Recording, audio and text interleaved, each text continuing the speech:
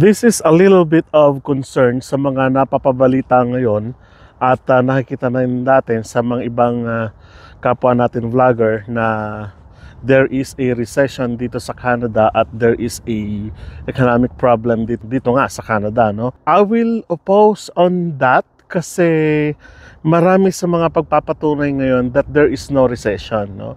2023 was actually a time na kung saan ang let's say ang economic status ng Canada is not good really, but hindi sinasabi ng gobyerno ng Canada or even the World Bank actually or even the ministers ng Bank of Canada ay wala naman daw talaga o hindi naman daw talaga nangyayari yung recession sa kasalukuyan.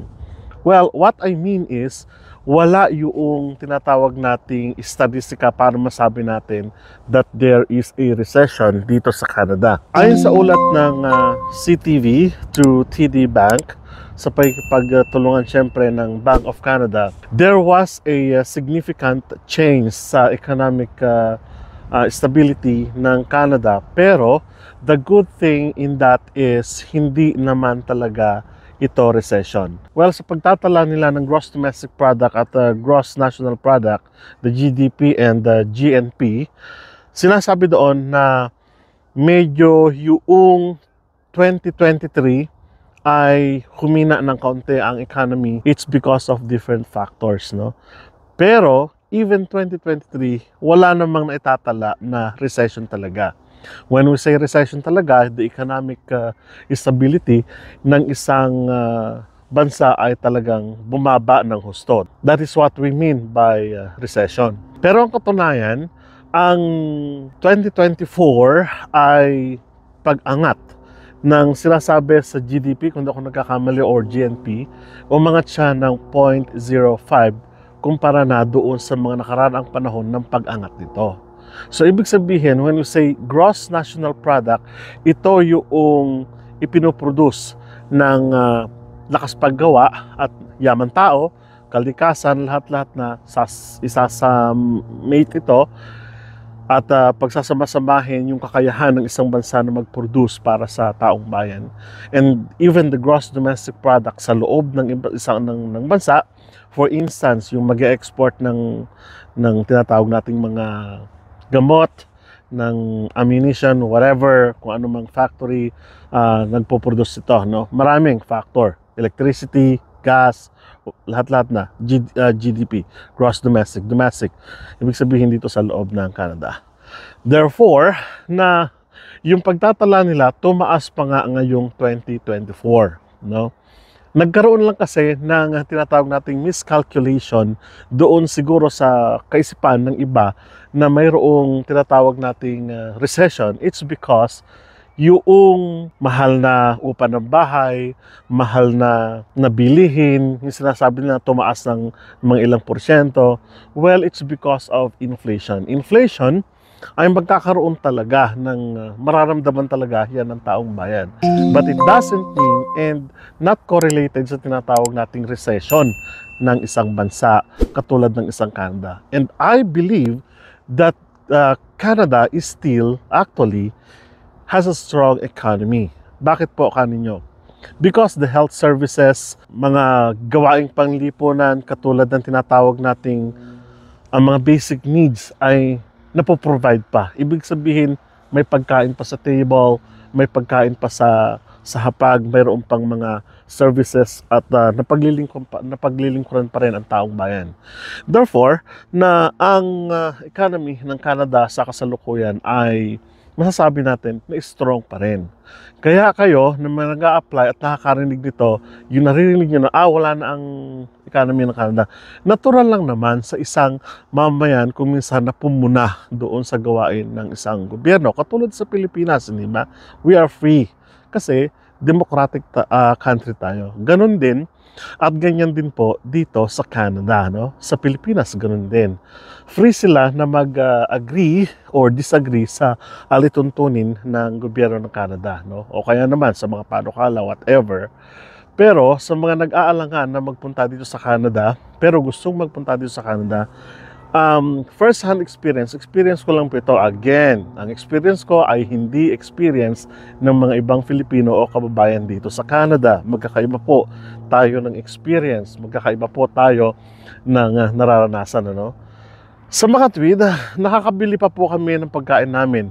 Kaya pa po namin at na-afford pa rin po namin yung panggas. Kaya pa rin po namin mamasyal sa totoo lang. Pero syempre kailangan mag-ipon ka, no? Kaya pa rin po namin na sabihin na nakakalabas pa rin kami sa labas para kumain.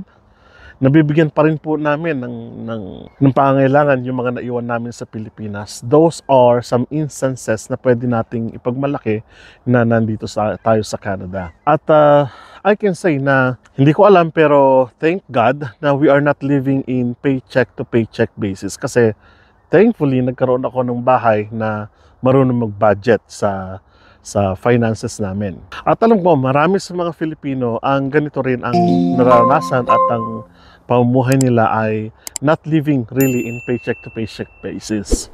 Meron siguro, meron mga ilan, kahit naman hindi mga Filipino, no? Whatever na nation pa man sila, nakakaranas din ng paycheck to paycheck siguro.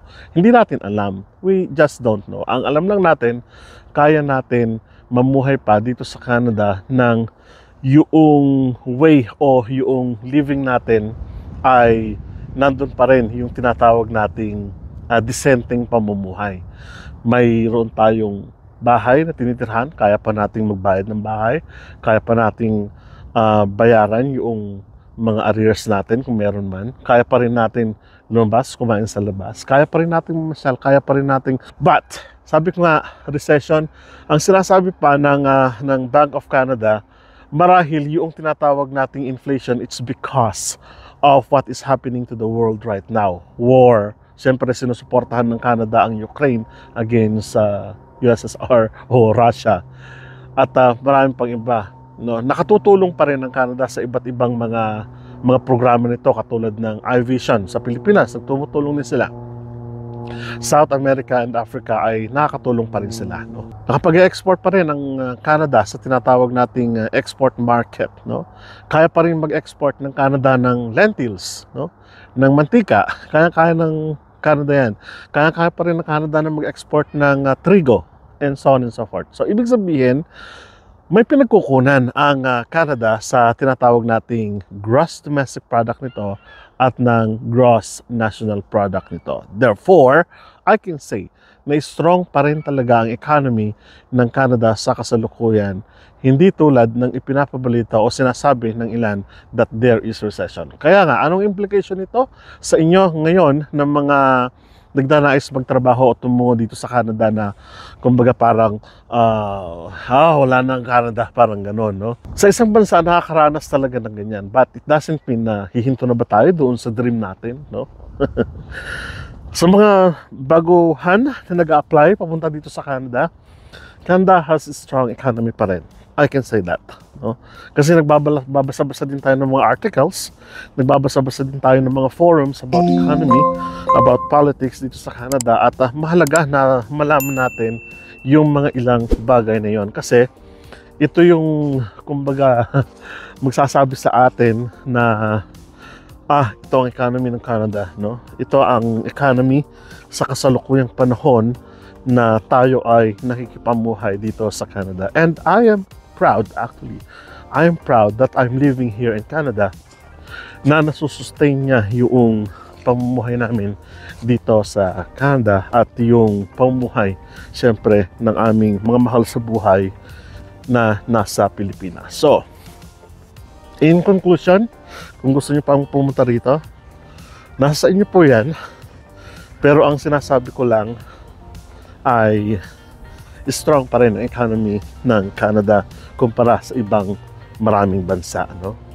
So, pupunta ba kayo dito sa Canada or manatiling papangarapin nyo lamang? So, nasa inyo yan kung saan nyo po gustong pumunta.